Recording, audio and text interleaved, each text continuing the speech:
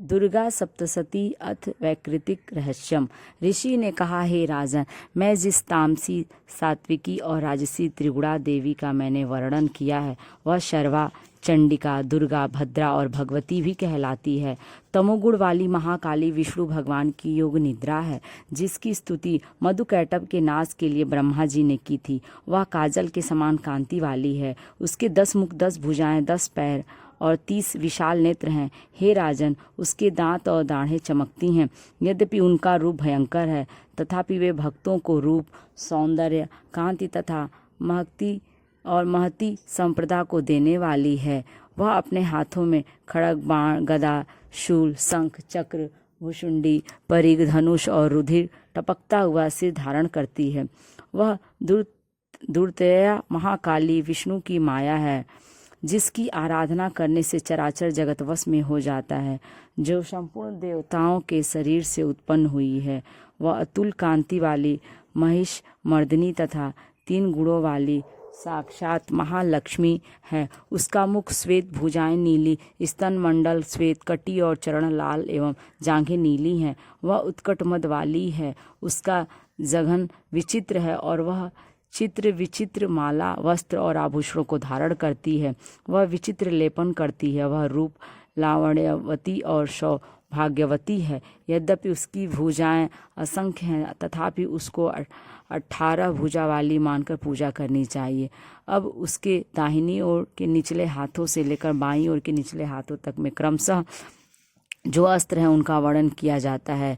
उसके हाथों में अक्षमाला, कमल, बाण, तलवार, वज्र, गदा, चक्र, त्रिशूल, फरसा, शंख, घंटा, फांसी, शक्ति, दंड, ढाल, धनुष, पानपात्र और कमंडलू शोभित है। वह कमल पर बैठी है। हे राजन, जो मनुष्य इस सर्वदेवमयी ईश्वरी महालक्ष्मी की पूजा करता है वह सब मनुष्यों और देवताओं का स्वामी होता है। हे नृप, जो गौरी के देह से उत्पन्न हुई है और सत्व गुण प्रधान है, वह शुंभ निशुंभ असुर को मारने वाली साक्षात सरस्वती है। सरस्वती के 8 भुजाएं हैं और वह बाण, मूसल, शूल, चक्र, शंख, घंटा, हल तथा धनुष को धारण करती है।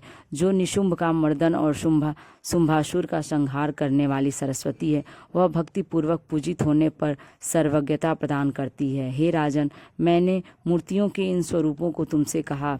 अब जगत माताओं की अलग अलग उपासना सुनो।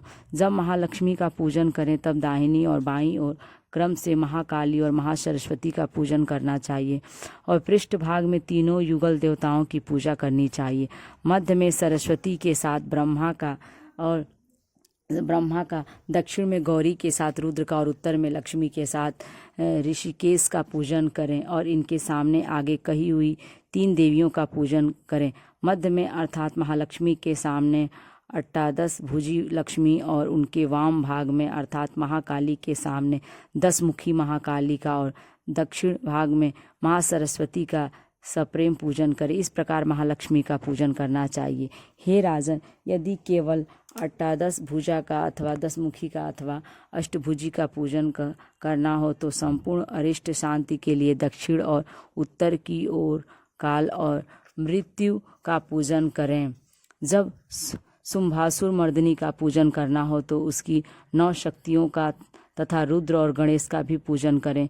नमो दैव्य इस स्त्रोत से महालक्ष्मी की स्तुति करें। देवी के तीनों अवतारों के पूजन के समय उनके चरित्रों में जो स्तोत्र और मंत्र आए हैं उन्हीं का उपयोग करना चाहिए। यह 18 भुजा वाली देवी पूजनीय है। यही महिषासुर मर्दिनी महालक्ष्मी, महाकाली और महासरस्वती हैं। यही पुण्य पापों की ईश्वरी और संपूर्ण लोकों की माहेश्वरी है।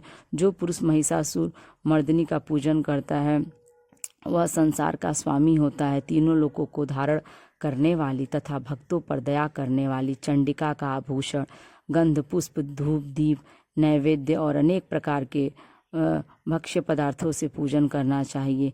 हे राजन, रुधिर मिले हुए मांस के बलि से तथा मदिरा से भी पूजा करनी चाहिए, किंतु मांस बलि आदि से देवी का पूजन ब्राह्मण को छोड़कर बताया गया है।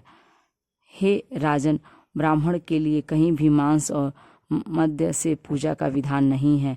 प्रमाण आचमनीय चंदन, सुगंध, कर्पूर, तांबूल से भक्ति पूर्वक पूजन करना चाहिए।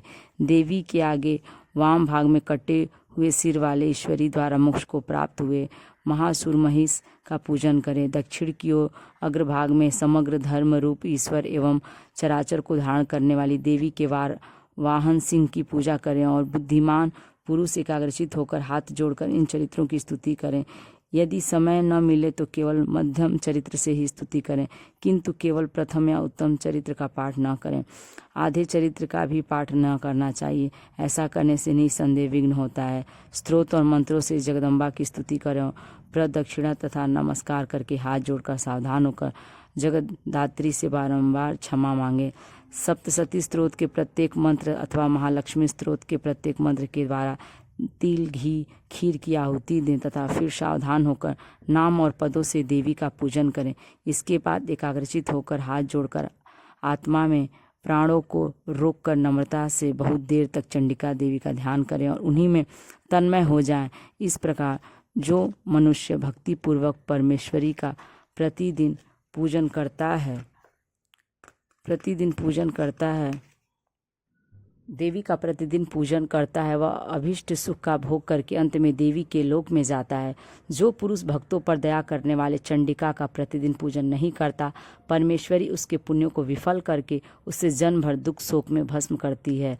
इसलिए हे राजन, तुम संपूर्ण लोकों की महेश्वरी चंडिका का शास्त्रोक्त विधि से पूजन करो और उनसे ही तुम्हें सुख मिलेगा।